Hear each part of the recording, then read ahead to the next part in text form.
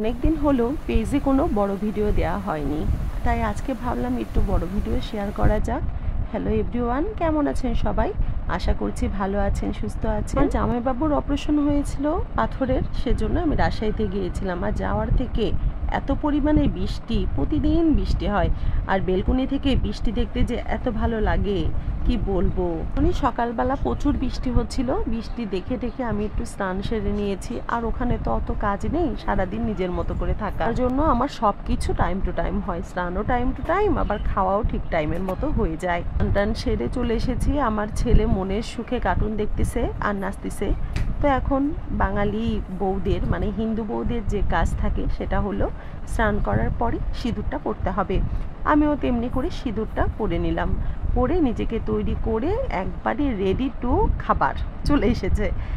খাবারে ছিল মুরগির মাংস আর পুঁই শাক মিষ্টি কুমড়া দিয়ে, যেটা আমার অনেক পছন্দর। আর একটা কথা বলি, এই খাবার খাওয়ার পর থেকেই কিন্তু আমার গ্যাস্ট্রিকের ব্যথা শুরু হয়ে গিয়েছিল, যেটা কিন্তু কিছুতেই ভালো হচ্ছিল না। আমাকে অবশেষে হাসপাতালে কিন্তু ভর্তি হতে হয়েছিল।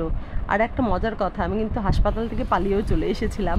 যাই হোক, খাবার টাবার খেয়ে আমার বাচ্চাকে নিয়ে বের হয়ে গিয়েছিলাম একটু পদ্মা গার্ডেনে ঘুরতে। এই আসার থেকে ছেলেটা আমার বাইরে বেরোতে পারে না, এত বৃষ্টি হয়। বৃষ্টি একটু বিকালে কম ছিল, তাই ভাবলাম ওকে নিয়ে একটু আমাদের পুরানা জায়গায় ঘুরে আসি, যেখানে আমি আর ওর বাবা প্রায় ঘুরতে যেতাম। তার জন্য ওকে নিয়ে হেঁটে হেঁটে একটু ঘুরে আসলাম। আর আমার ছেলে যেখানেই যাবে সেখানে যে খেলনার দোকান দেখলে তাকে খেলনা নিতেই হবে। আমার ছেলেটা আমার সাথে অনেক সুন্দর করে ঘুরছিল, তার কোনো কিন্তু চাহিদা ছিল না এটা নিব ওটা নিব, শুধু একটা খেলনাই নিয়েছে।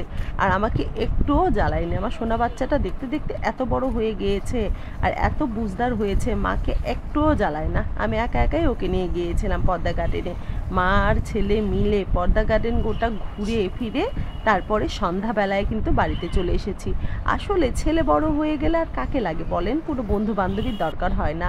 এসে তারপরে দেখি মা চা করেছে। এখন আমাদের এই যে বিস্কুট দিয়ে চায়ের পার্টি, মানে বিস্কিট খাওয়ার পার্টি শুরু হয়ে গিয়েছে। এ যত পারো শুধু বিস্কিট চায়ের মধ্যে ভিজাও আর টপাস টপাস করে খেয়ে নাও। এই তো চাটা খাওয়ার পরে আমার আরেকটা আছে পুচকু, আমার রিক বাবা, সে বলছে যে আজকে আমাকে একটু পাস্তা করে দিতে হবে।